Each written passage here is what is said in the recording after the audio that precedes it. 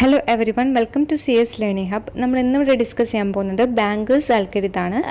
Bankers algorithm is a deadlock avoidance algorithm. നമ്മളിതിനെ deadlock avoidance algorithm എന്നാണ് പറയുന്നത്. Deadlock handling methods നമ്മൾ discuss ചെയ്തപ്പോൾ നമ്മൾ ഡെഡ്ലോക്ക് അവോയ്ഡൻസിനെയൊക്കെ കുറിച്ച് പറഞ്ഞിരുന്നു അല്ലേ. ബാങ്കേഴ്സ് അൽഗരിതം യൂസ് ചെയ്തിട്ട് നമ്മൾ എങ്ങനെയാണ് ഡെഡ്ലോക്കിനെ അവോയ്ഡ് ചെയ്യുകയെന്ന് വെച്ചാൽ, ഒരു പ്രോസസ്സ് ക്രിയേറ്റ് ചെയ്യുമ്പോൾ തന്നെ അതിന് മാക്സിമം എത്ര റിസോഴ്സസ് എക്സിക്യൂഷന് വേണ്ടിയിട്ട് വേണം, എക്സിക്യൂഷന് മുമ്പ് തന്നെ സിസ്റ്റം അലോക്കേറ്റ് ചെയ്ത് കൊടുക്കും.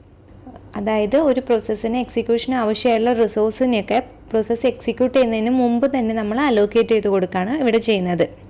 ഓക്കെ, സാധാരണ ഇത് യൂസ് ചെയ്യുന്നത് മൾട്ടിപ്പിൾ ഇൻസ്റ്റൻസ് റിസോഴ്സ് അലോക്കേഷനിലാണ് നമ്മൾ ഇങ്ങനെ ബാങ്കേഴ്സ് അൽഗരിതം ഇംപ്ലിമെൻറ്റ് ചെയ്യുന്നത്. ഓക്കെ, ഇനി ബാങ്കേഴ്സ് അൽഗരിതം ഇംപ്ലിമെൻറ്റ് ചെയ്യാൻ വേണ്ടിയിട്ട് നമുക്ക് മെയിനായിട്ടും 4 ഡാറ്റ സ്ട്രക്ചേഴ്സാണ് നമ്മളിവിടെ യൂസ് ചെയ്യുന്നത്. അതിൽ ഫസ്റ്റ് വൺ ആണ് അവൈലബിൾ. അവൈലബിൾ എന്ന് പറഞ്ഞാൽ നമ്മൾ റെപ്രസെൻറ്റ് ചെയ്യുന്നത് 1 ഡയമെൻഷണൽ അറേ ആയിട്ടാണ് ഈ ഡാറ്റ സ്ട്രക്ചറിനെ റെപ്രസെൻറ്റ് ചെയ്യുന്നത്. ഇത് എന്തിനാണെന്ന് വെച്ചാൽ, ഇപ്പോൾ കറൻ്റ്ലി എത്ര റിസോഴ്സസ് സിസ്റ്റത്തിൽ അവൈലബിൾ ആണെന്ന് റെപ്രസെൻറ്റ് ചെയ്യാൻ വേണ്ടിയിട്ടാണ് നമ്മൾ അവൈലബിൾ എന്ന് പറഞ്ഞ ഡാറ്റ സ്ട്രക്ചർ നമ്മൾ യൂസ് ചെയ്യുന്നത്. മാക്സ് എന്ന് പറയുമ്പോൾ മാക്സിമം ഒരു പ്രോസസ്സിനെ എക്സിക്യൂട്ട് ചെയ്യാൻ വേണ്ടിയിട്ട് എത്ര റിസോഴ്സ് വേണം. ഇപ്പോൾ ഒരു പ്രോസസ്സ് എക്സിക്യൂട്ട് ചെയ്യണമെങ്കിൽ എത്ര റിസോഴ്സ് കിട്ടിയാലാണ് ആ പ്രോസസ്സ് എക്സിക്യൂട്ട് ചെയ്യുക, അതിൻ്റെ മാക്സിമം ഡിമാൻഡ് എത്രയാണ്, അതിനെ റെപ്രസെൻറ്റ് ചെയ്യാനാണ് നമ്മൾ മാക്സ് എന്ന് പറഞ്ഞ ഡാറ്റ സ്ട്രക്ചർ യൂസ് ചെയ്യുന്നത്. ഇതൊരു 2 ഡയമെൻഷണൽ അറേ ആണ്. ഓക്കെ, നെക്സ്റ്റ് ആണ് അലോക്കേഷൻ. അലോക്കേഷൻ എന്ന് പറഞ്ഞാൽ നമ്മൾ പറഞ്ഞു ഒരു പ്രോസസ്സിന് മാക്സിമം ഡിമാൻഡ് ഉണ്ടായിരിക്കും എന്ന് പറഞ്ഞു അല്ലേ. അലോക്കേഷൻ എന്ന് പറയുമ്പോൾ അതിൽ സിസ്റ്റം എത്ര അലോക്കേറ്റ് ചെയ്ത് കൊടുത്തിട്ടുണ്ട്, കറൻ്റ്ലി എത്ര സിസ്റ്റം അലോക്കേറ്റ് ചെയ്ത് കൊടുത്തിട്ടുണ്ട്, അതിനെ റെപ്രസെൻറ്റ് ചെയ്യുന്നതിന് വേണ്ടിയിട്ടാണ് നമ്മൾ അലോക്കേഷൻ യൂസ് ചെയ്യുന്നത്. ഇതും ഒരു 2 ഡയമെൻഷണൽ അറേ തന്നെയാണ്. ഓക്കെ, നെക്സ്റ്റ് ആണ് നീഡ്. അപ്പോൾ ഒരു പ്രോസസ്സ് മാക്സിമം ഡിമാൻഡ് സ്പെസിഫൈ ചെയ്തിട്ടുണ്ട്, അതുകൂടാതെ സിസ്റ്റം ഒരു പെർട്ടിക്കുലർ കൗണ്ട് റിസോഴ്സസ് അലോക്കേറ്റ് ചെയ്ത് കൊടുത്തിട്ടുണ്ട്. ഇനി റിമൈനിങ് എത്ര വേണം. ഇപ്പോൾ ഫോർ എക്സാമ്പിൾ പറയുകയാണെങ്കിൽ, ഇപ്പോൾ P1 എന്ന് പറഞ്ഞൊരു പ്രോസസ്സ് 10 റിസോഴ്സസ് ആണ് ആ പ്രോസസ്സിൻ്റെ മാക്സിമം ഡിമാൻഡ്. പക്ഷേ സിസ്റ്റം അലോക്കേറ്റ് ചെയ്ത് കൊടുത്തുള്ളത് ഒരു 6 റിസോഴ്സസ് ആണെന്നുണ്ടെങ്കിൽ ബാക്കി റിമൈനിങ് എത്ര വേണം, ഇനി 4 റിസോഴ്സും കൂടെ വേണം അല്ലേ ആ പ്രോസസ്സിനെ എക്സിക്യൂട്ട് ചെയ്യണമെങ്കിൽ. അതിനെയാണ് നമ്മൾ റിമൈനിങ് നീഡ് വെച്ചിട്ട് റെപ്രസെൻറ്റ് ചെയ്യുന്നത്. ഓക്കെ, ഇവിടെ ബാങ്കേഴ്സ് അൽഗരിതത്തിൽ നമുക്ക് ഓൾറെഡി ടോട്ടൽ സിസ്റ്റത്തിലിട്ടുള്ള ടോട്ടൽ റിസോഴ്സ് നമുക്ക് ഓൾറെഡി തന്നിട്ടുണ്ടാവും. Okay, we have to check whether the system is in safe state or unsafe state. Safe state എന്ന് പറഞ്ഞാൽ ഡെഡ് ലോക്ക് ഇല്ലാത്തൊരു സിറ്റുവേഷനാണ് നമ്മൾ സേഫ് സ്റ്റേറ്റ് എന്ന് പറയുന്നത്. അൺസേഫ് സ്റ്റേറ്റ് എന്ന് പറഞ്ഞാൽ ഡെഡ് ലോക്ക് ഉണ്ടായിരിക്കുന്ന ഒരു സിറ്റുവേഷൻ. അപ്പം നമുക്ക് ഈ ബാങ്കേഴ്സ് അൽഗരിതം യൂസ് ചെയ്തിട്ട് സിസ്റ്റം സേഫ് മോഡിലാണോ അൺസേഫ് മോഡിലാണോ നമുക്ക് ഐഡൻറ്റിഫൈ ചെയ്യാനായിട്ട് പറ്റും. ഓക്കെ, പിന്നെ ചില ടൈം ചോദിക്കും, ഇപ്പോൾ സിസ്റ്റം സേഫ് മോഡിലാണെങ്കിൽ എന്താണ് സീക്വൻസ് പ്രോസസ്സുകളുടെ, ഏത് സീക്വൻസിലാണ് പ്രോസസ്സുകൾ എക്സിക്യൂട്ട് ചെയ്യാമെന്നും ചോദിക്കാറുണ്ട്. അപ്പോൾ ഇവിടെ നമുക്കിതൊക്കെ എങ്ങനെ സോൾവ് ചെയ്യുന്നതെന്ന് നോക്കാം. അപ്പോൾ ഇവിടെ ഓരോ പ്രോസസ്സിൻ്റെയും സിസ്റ്റം അലോക്കേറ്റ് ചെയ്തിട്ടുള്ള റിസോഴ്സസ് ഇവിടെ തന്നിട്ടുണ്ട്.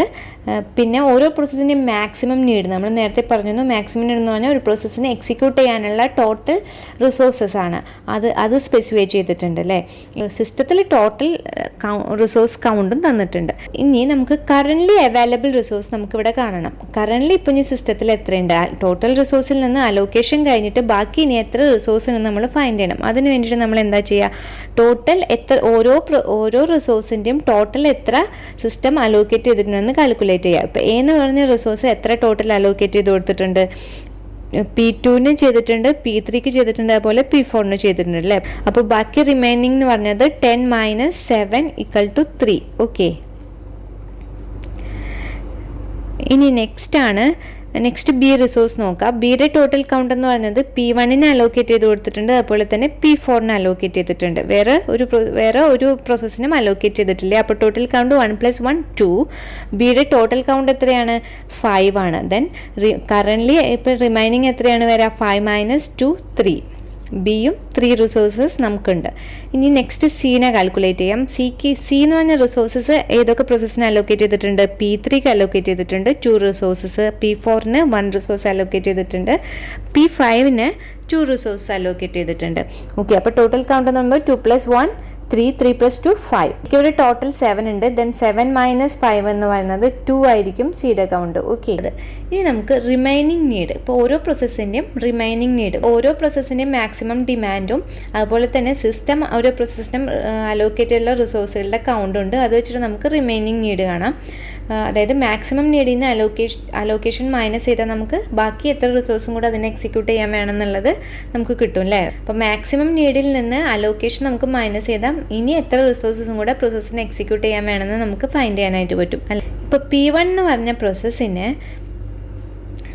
മാക്സിമം നീഡ് എന്ന് പറഞ്ഞത് എ എന്ന് പറഞ്ഞ റിസോഴ്സിൻ്റെ മാക്സിമം നീഡ് 7 ആണ്. ഇവിടെ അലോക്കേഷൻ ഒന്നും നടന്നിട്ടില്ല. ദെൻ 7 - 0 7 തന്നെ. ഓക്കെ, നെക്സ്റ്റ് ബി റിസോഴ്സ്, P1ൻ്റെ ബി റിസോഴ്സ് നോക്കാം. മാക്സിമം നീഡ് എത്രയാണ്?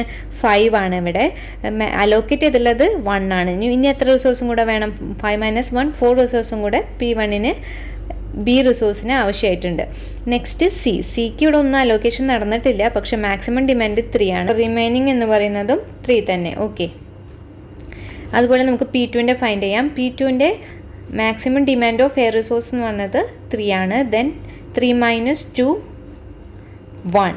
ഓക്കെ, അതുപോലെ തന്നെ 2 - 0 2. കാരണം ബി എന്ന് പറഞ്ഞ റിസോഴ്സ് അലോക്കേറ്റ് ചെയ്ത് കൊടുത്തിട്ടില്ല, അപ്പോൾ അത് അത്രയും 2 റിസോഴ്സ് തന്നെ എക്സിക്യൂഷന് വേണ്ടി വരണം. അതുപോലെ തന്നെ സി റിസോഴ്സസ് 2 - 0 തന്നെ. ദെൻ 2. ഓക്കെ, P3ൻ്റെ നോക്കാം. P3ക്ക് മാക്സിമം എ റിസോഴ്സ് എത്രയാണ് വേണ്ടത്? 9 ആണ്. അതിൽ 3 അലോക്കേറ്റ് ചെയ്ത് കൊടുത്തിട്ടുണ്ട് അല്ലേ. അപ്പോൾ 9 - 3 എന്ന് പറയുന്നത് 7. ബി എന്ന് പറഞ്ഞ റിസോഴ്സസ് P3ക്ക് വേണ്ട എക്സിക്യൂട്ട് ചെയ്യാൻ. അപ്പോൾ നമുക്ക് 0 - 0 0 തന്നെ. ഓക്കെ, അപ്പോൾ 0 ആണ്. ബി റിസോഴ്സസ് വേണ്ട. നെക്സ്റ്റ് സി റിസോഴ്സ് എത്ര വേണം? 2 റിസോഴ്സസ് ആണ് മാക്സിമം ഡിമാൻഡ്. അതിൽ 2 റിസോഴ്സ് തന്നെ അലോക്കേറ്റ് ചെയ്തിട്ടുണ്ട് സിസ്റ്റം. അപ്പോൾ പിന്നെ 2 - 2 0. പിന്നെ ഇനി എക്സിക്യൂട്ട് ചെയ്യാൻ വേണ്ടിയിട്ട് റിസോഴ്സിൻ്റെ ആവശ്യമില്ല, സി റിസോഴ്സിൻ്റെ ആവശ്യമില്ല. നെക്സ്റ്റ് P4 കാൽക്കുലേറ്റ് ചെയ്യാം. P4ൻ്റെ മാക്സിമം ഡിമാൻഡ് എ റിസോഴ്സ് എന്ന് പറയുന്നത് 4 ആണ്. 4 - 2 അലോക്കേറ്റ് ചെയ്തിട്ടുണ്ട്. ദെൻ 4 - 2 ബി റിസോഴ്സസ് എത്ര വേണം? 2 - 1 1. അതുപോലെ സി റിസോഴ്സ് എത്ര വേണം? 2 - 1 1.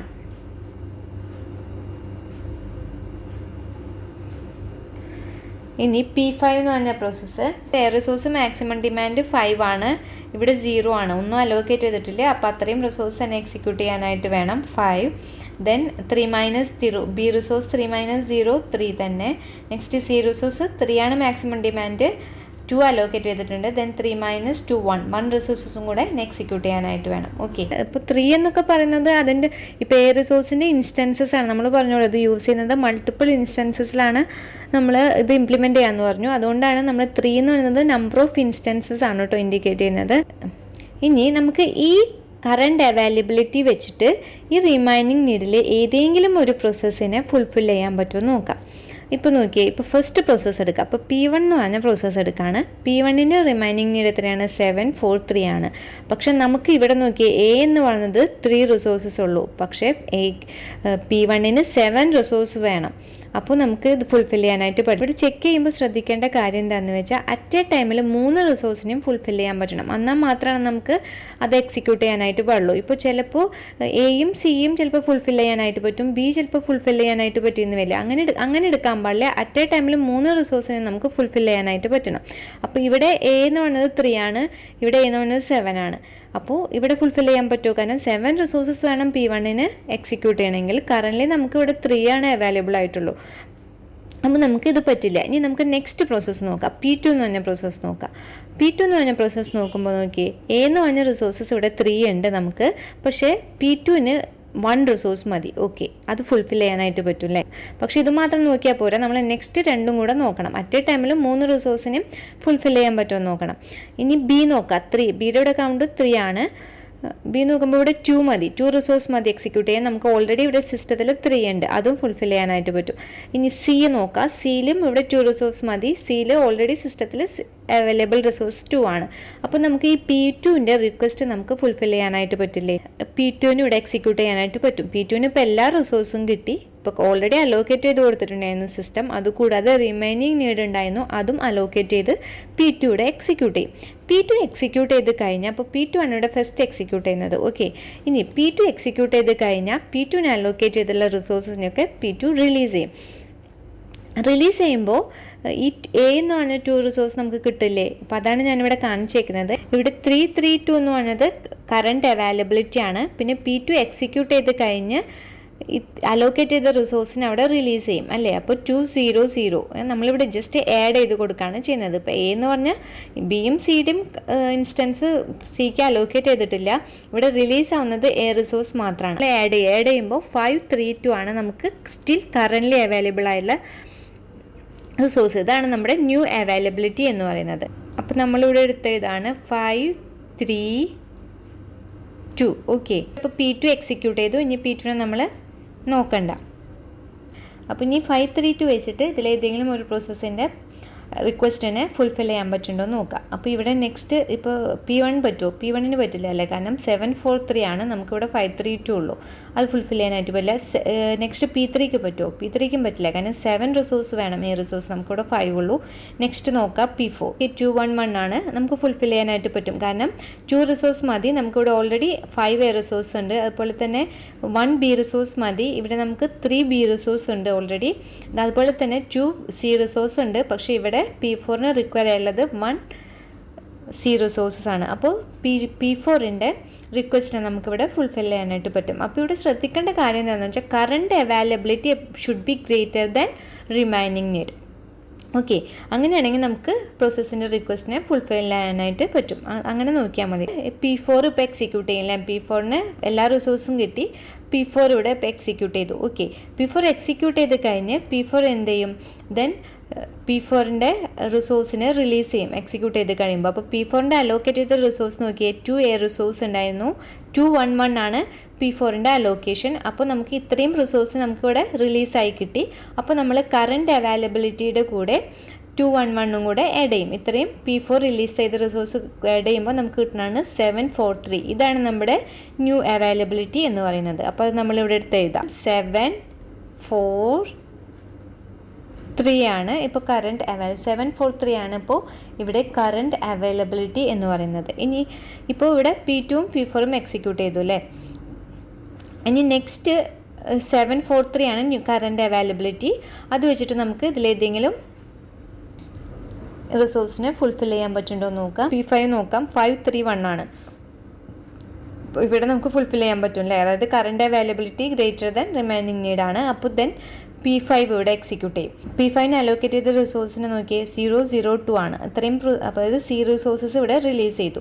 അപ്പോൾ നമ്മൾ അത്രയും റിസോഴ്സ് നമുക്ക് എഗെയിൻ കിട്ടി. അപ്പോൾ ന്യൂ അവൈലബിലിറ്റി കൂടെ നമ്മൾ P4 റിലീസ് ചെയ്ത റിസോഴ്സും കൂടെ ആഡ് ചെയ്യുക. അപ്പോൾ ദെൻ 7 4 5 ഇതാണ് നമ്മുടെ ഇപ്പോൾ ന്യൂ അവൈലബിലിറ്റി. 7 4 5 നമ്മളിവിടെ എടുത്തെഴുതി.